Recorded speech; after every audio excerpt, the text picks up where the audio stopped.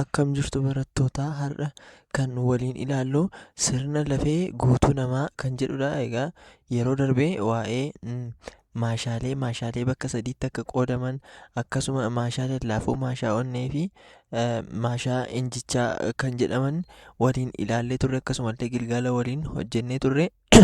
Kutaa itti aanutti immoo sirna lafee guutuu namaa kan jedhu waliin ilaalla jennee dhaabne asirraa kaasnee itti fufna jechuudha.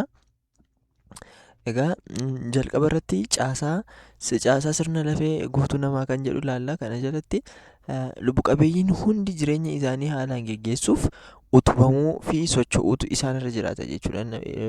Namni lubbu qabeeyyiin kamiyyuu taanaan jiraachuudhaaf socho'uu fi utubamuun barbaachisaadha jechuudha. Iddoo tokkootii gara iddoo tokkootti deemuudhaaf socho'uun barbaachisaadha jechuudha. Sochii kanaaf immoo maaltu barbaachisaadha? Lafee jechuudha. Lafee hin qabnu taanaan sochii gochuu hin dandeenyu jechuudha. Nu utubee akka nu hin deemnu kan nu godhu lafeedha. Kanaaf lafeen baay'ee barbaachisaadha jechuudha sochii irratti.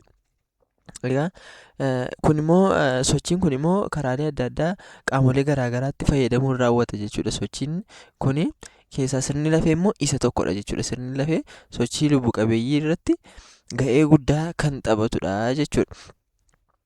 Akka waliigalaatti sirni kun tishuulee lallaafoo qaamolee gurguddoo kan utubu, balaa irraa ittisuuf, boca qaama keenyaa eeguu fi dhaabbii qajeeloo akka qabaannu kan taasisudha jechuudha lafeen kun.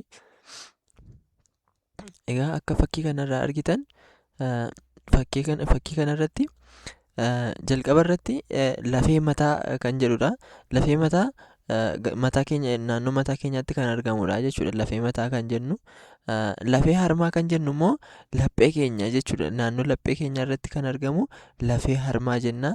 Akkasuma lafeewwan cinaachaa warri jedhaman immoo warra lafee harmaa keenya irraa kaasanii dugugguruu keenya lafeewwan dugugguruutti maxxananii kan argamanidha jechuudha. Naannessanii qaama keenyatti kan itti aanu immoo lafee dheeraa irree harkaa gara olii yookiin humerus kan jennudha.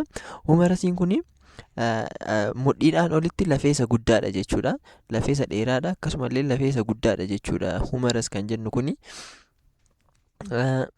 Kan itti aanu lafeewwan dugugguruu immoo dugda naannoo mataa keenyaa kaasanii hanga mudhii keenyatti kan jiran lafeewwan dugugguruu jedhamu. Isaan kun baay'inaan 26dha. Akkasuma lafeewwan cinaachaa kan jennu kun immoo baay'inaan cimdii 12dha jechuudha. Cimdii 12dha baay'inaan, gamanaan 12, gamanaan 12 jechuudha. Kan itti aanu raadiyes yookiin lafee irree harkaa gara gadii jabaa kan jedhudha. Raadiyesiin kun immoo humerasii kanatti hidhatee kan argamudha jechuudha. Harka keenya naannoo harka keenya irra jechuudha. Lafee harkaadha. Lafee harkaa isa guddaadha jechuudha raadiyes kan jennu kuni. Inni itti aanu immoo aalnaadha. Aalnaan immoo lafee irree harkaa gara gadii qal'aadha jechuudha. Isa qal'aadha raadiyesitti maxxanee kan argamudha aalnaan kun jechuudha. Kan itti aanu lafee sooma luka olaanaa dheeraa yookiin feemur kan jennudha. Lafeen kun immoo mudhii keenyaa gaditti mudhii keenyarraa kaasee hanga jilba keenyaatti kan dhufudha jechuudha. Lafeen feemur jennu kun lafee qaama keenya irratti argamu keessaa lafee isa guddaadha jechuudha. Lafee isa guddaadha. Kan itti aanu qadaada jilbaa, lafee qadaada jilbaa yookiin paatellaadha. Kun immoo qadaaddii jilbaati jechuudha. Lafee qadaaddii jilbaa jilba keenya irratti kan argamudha jechuudha. Paatellaa jedhamuun waamama. Kan itti aanu tiibiyaa fi fiibullaadha. Tiibiyaan lafee sooma lukaa gadii aanaa jabaa kan jedhudha. Inni kun tiibiyaa inni jennu kun jilba keenyaa gadi hanga miila keenyaatti kan dhufu yeroo ta'u, jilba keenya kaasee hanga miila keenyaatti kan dhufu yeroo ta'u lafee isa guddaadha jechuudha. Jilba keenya lafee fiibullaa wajjin yeroo wal bira qabnu isa guddaa yookiin isa furdaa yookiin isa jabaadha jechuudha. Inni fiibullaa jennu kun immoo qal'aadha jechuudha. Lafee somaa lukaa gadii aanaa qal'aa kan jedhudha. Inni qal'aan fiibullaadha. Inni furdaan yookiin inni jabaan immoo tiibiyaadha jechuudha. Akka kanatti ilaaluu dandeenya. Baay'inni lafee keenyaa egaa nama guddaa irratti naannoo 206dha. Ijoollee reef dhalattu irratti immoo, ijoollee xixiqqoo irratti immoo, daa'ima irratti naannoo 300dha jechuudha. Ijoolleen reef dhalattu baay'inaan lafee naannoo 300 qabaatti. akkasuma yeroo guddataa deemtu immoo lafeen ishee walitti maxxanaa dhufuunidha jechuudha. Gara 206tti kan inni siiqaa deemu warri walitti dhiyoo jiran walitti maxxanuudhaan wal qabachuudhaan lafee tokko ta'u akka kanatti gara 206tti dhufa jechuudha. Ga'eessi tokko lafee 206 qaba. Egaa lafeewwan gurguddaa sirna lafee guutuu namaa ijaaran kan jedhu jalatti lafeewwan kan akka lafee mataa, lafee qomaa, lafee dugugguruu, lafee gatiittii, lafee harkaa fi lafeen lukaa isaan gurguddoo sirna lafee ijaaran jechuudha. Tokko tokko isaanii bal'inaan ilaalla. Lafeewwan mataa kan jennu lakkoofsaan 29dha jechuudha. Mataa keenya keessatti kan argaman 29dha jechuudha. Baay'inaan fuula keenyarra dabalatee lafee fuula keenyarra jiran dabalatee lafee mataa keenya keessa jiru dabalatee walumaa galatti baay'inaan 29dha jechuudha. Baay'inni isaanii kun lafeen mataa keenya lafee tokko miti jechuudha. Lafee baay'ee ta'e kan wal qabatee argamudha malee akka kubbaa ta'ee ta'a osoo hin taane lafee walitti wal qabatee ta'a malee lafee geengoo tokko miti jechuudha. Lafeen mataa keenya akkasumallee lafee fuula keenyarraa dabalatee lafee lakkoofsaan 29 ta'udha jechuudha. Lafeen mataa lafee cinaachaa yeroo ilaallu karaa fuulduraatiin lafee harmaatti yommuu qabatan karaa duubaan immoo lafee dugugguruu irratti qabatu jechuudha. Lakkoofsi isaanii cimdii 12dha. Fakkii kanarraa akka hubachuu dandeenyu lafeewwan cinaachaa warri jedhaman kanadha. Lafee harmaa kana qabatan karaa fuulduraa lafee harmaa kana qabatu, karaa dudduubaa immoo lafee dugugguruu qabachuudhaanidha jechuudha kan isaan bakka isaanii qabatanii taa'anii. Lakkoofsi isaanii immoo baay'inaan cimdii 12dha.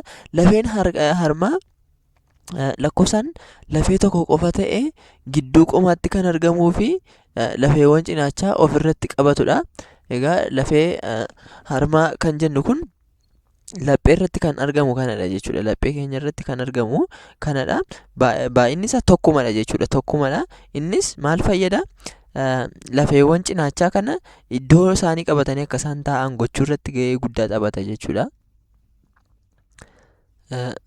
Kan itti aanu lafee dugugguruudha. Lafeen dugugguruu karaa duubaa qaamaatiin dhuma lafee mataa irraa ka'uun hanga lafee mo'ootti gadi diriiree kan argamudha jechuudha. Lafeewwan dugugguruu kan jennu kuni lafee isa naannoo dugda keenyaa jirudha jechuudha. Isa kanadha.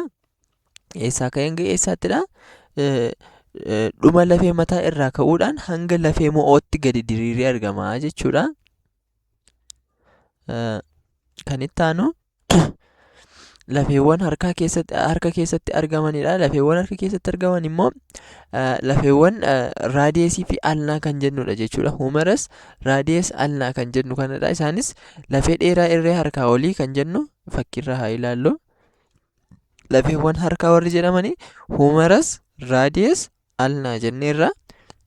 Inni jalqabaa humerusiin kun lafee mudhii olitti jiru isa guddaadha jechuudha. Lafee dheeraa irree harkaa gara oliidha.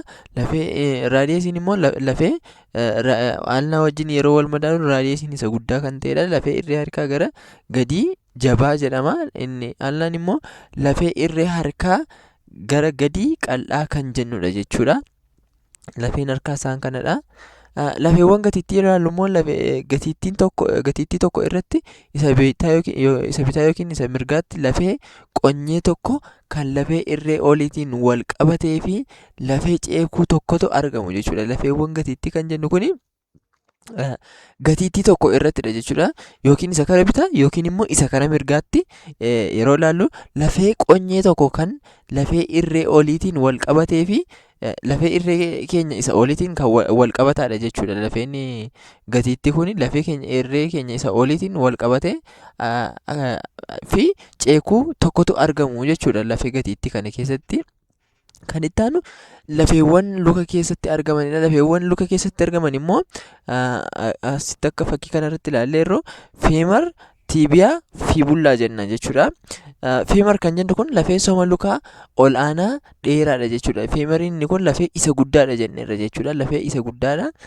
Jilbaa gaditti isheen argamtu immoo lafee sooma lukaa gadi aanaa jabaa fi qal'aa kan jennudha. Tiibiyaan isa jabaadha. Fiibullaan isa xiqqaadha jechuudha yookiin isa qal'aadha jechuudha. Akka fakkii kanarraa hubachuu dandeenyutti isaan kun lafeewwan miillaati jechuudha. Yookiin lafeewwan luka keessatti argamanidha jechuudha. Kan itti aanu lafeewwan qaama lafeewwan lama mudhii gadi irratti argaman ta'anii lafeen tokko lafee soma luka olaanaa tokkoon wal qabata jechuudha. Lafeen mo'oo kan jennu kun egaa mudhii keenya gaditti argama. Lafee lamadha mudhii keenya gaditti argama. Lafeen tokko lafee fiimarii keenya qabatee taa'udha jechuudha. Fiimarii jechuun lafee soma luka olaanaa tokkoon wal qabatudha jechuudha. Lafee kana qabatee kan taa'udha jechuudha lafeen mo'oo kun jechuudha. Akka kanatti warri kun lafeewwan gurguddoo sirna guutuu sirna lafee namaadha jechuudha. Kan itti aanu lakkoofsa lafee umrii yeroo daa'imummaa fi ga'eessummaa kan jedhudha. Egaa daa'imni yeroo dhalattu yookiin dhalatu lafeewwan hamma 300 gahan qaba yookiin qabdi jechuudha. Daa'imni tokko yeroo dhalatutti baay'inni lafee isaa naannoo 300 ta'a jechuudha. Haa ta'u malee yeroodhaa yerootti yeroo guddachaa deemuun baay'inni lafee isaa walitti maxxanuudhaan tokko ta'uudhaan hirrachaa deema jechuudha. Hirrachaa deema. Sadarkaa ga'eessummaatti immoo addaalta yeroo ta'utti yookiin nama guddaa yeroo ta'utti baay'inni lafee isaa 206 ta'a jechuudha. Baay'inni lafee isaa 206tti deebi'a. 300 irraa ka'ee walitti maxxanuudhaan tokko ta'uudhaan jechuudha. Sababni isaan immoo maaliifdha? Lafeewwan lamaa fi lamaa ol walitti dhiyaatanii jiran adeemsaan wal qabachuun lafee tokkotti waan deebi'aniifdha jechuudha. Kana haasofneerra. Kanarratti lafeewwan dugugguruu 33 turan immoo gara 26 qofatti deebi'u jechuudha. Jalqaba yeroo dhalatu mucaan lafeewwan dugugguruu 33 yeroo qabaatu yeroo guddataa deemu immoo gara 26tti deebi'u jechuudha. Kan itti aanu buusaawwan yookiin mitikaawwan kan jedhudha. Egaa buusaa jechuun maal jechuudha? Bakka lafeewwan lama yookiin lamaa ol itti wal qabatanidha jechuudha. Buusaa kan jennu kun lafeen lama yookiin lamaa ol kan iddootti wal qabatanidha yeroo jennu. Fakkeenyaaf naannoo harka keenya kan qoma keenya wajjin wal qabsiisu, miila keenyaaf mudhii keenya kan bakka kanatti kan wal qabsiisu, akkasumallee naannoo jilba keenyaatti kan lafee wal qabsiisu, isaan kun buusaa jedhamu jechuudha. Egaa lafeewwan lamaaf lamaa walitti kan qabsiisanidha jechuudha. Hojiin isaanii maalidha? Hojiin isaanii inni guddaan lafee walitti qabsiisuudha jechuudha. Egaa buusaan faayidaawwan armaan gadii qaba jedha. Jalqaba irratti faayidaan isaa inni guddaan lafee walitti qabsiisuudha. Akkasumallee bakka lafeewwan wal qabatan gidduutti rigatni akka hin uumamne ittisu, lafeewwan wal qabatan yeroo socho'anitti iddoo isaanii akka hin gadi lakkifneef ittisuudha jechuudha. Lafeen keenya yeroo sochoonu iddoo isaanii qabatanii akka isaan turan, akka isaan iddoo isaaniidhaa gadhiisanii hin baane, akkasumallee rigataan akka hin miidhamne kan gargaarudha jechuudha. Faayidaan isaa inni guddaan immoo lafee walitti qabsiisuudha jechuudha. Kan itti aanu gosa buusaawwaniidha. Bakka sochiin lafeewwanii jirutti buusaan ni jira jechuudha. Garuu bakka buusaan jiru hundatti sochiin lafeewwanii jira jechuun hin danda'amu jechuudha. Egaa buusaan faayidaan isaa maalidha jenneerra? Lafee walitti qabsiisuudha. Akkasuma lafeewwan sun yeroo socho'anitti immoo iddoo isaanii akka hin lakkifneef kan gargaarudha jenneerra. Egaa buusaadhaani. Garuu immoo bakka buusaan jiru hunda sochiin lafee jira jechuu miti jechuudha. Kana jechuun bakka buusaan jiru hunda sochiin jira jechuu miti. Garuu bakka sochiin lafeewwanii jirutti immoo yeroo hunda buusaan ni jira jechuudha. Fakkeenyaaf bakka buusaan jiru garuu sochiin lafeewwanii hin jirre, fakkeenyaaf sammuu keenya keessa buusaawwan lafee naannoo buqqee mataa keenyaa fi fuula keenyarra buusaawwan ni jiru jechuudha. Garuu buusaawwan sun jiru jechuun lafeen sun ni socho'a jechuu miti jechuudha. Kanaaf fakkeenya kan nuuf ta'u lafee fuulaa fi buqqee mataati jechuudha. Egaa socho'uu fi socho'uu dhabuu isaanii irratti hundaa'uun immoo buusaawwan bakka lamatti qoodamu. Isaanis kan hin socho'anneef kan socho'anidha.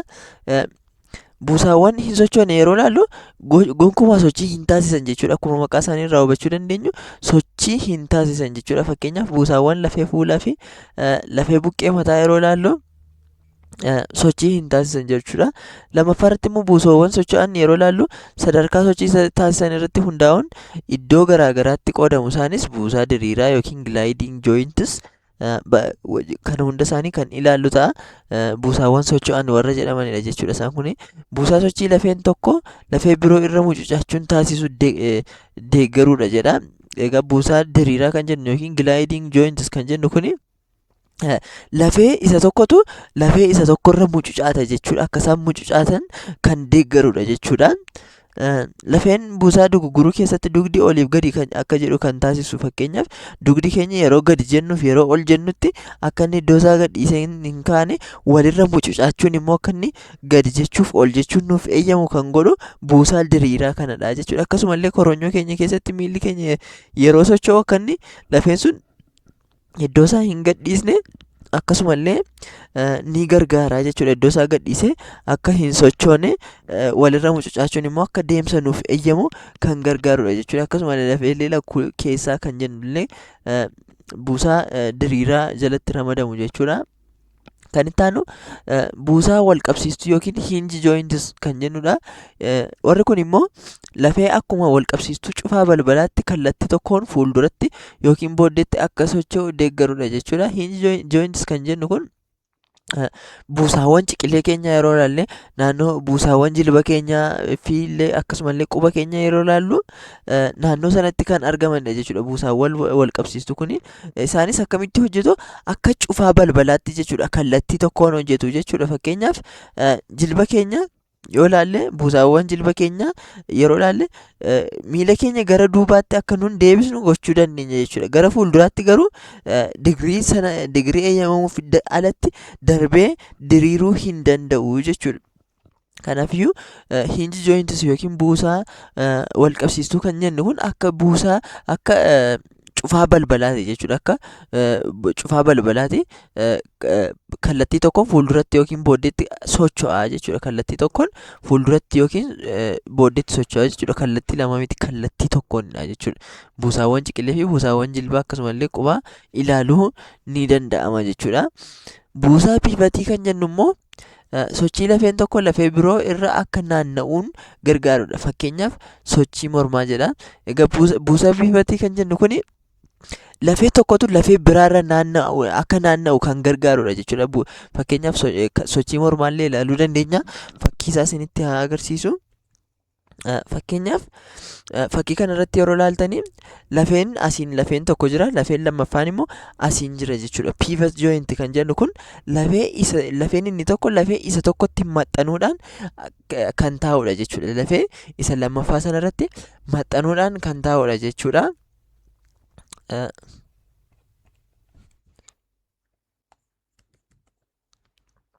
Kan itti aanu buusaa kubbaa fi holqa yookiin ball and socket kan jennudha. Buusaan ball and socket jennu kun immoo maalidha? Akka kubbaati jechuudha. Buusaa kubbaa fi holqaa jedhama maqaan isaa. Akkuma maqaa isaa fiixee tokkoon boca kubbaa fakkaatu fiixee biraa holqa fakkaatutti seenuun kan socho'udha jechuudha. Bifa geengootiin kallattii hundaan socho'uu kan danda'udha. Fakkeenyaaf buusaawwan mo'oo fi gateettii ilaaluu ni dandeenya jechuudha. Fakkii isaa isinitti agarsiisu kanas.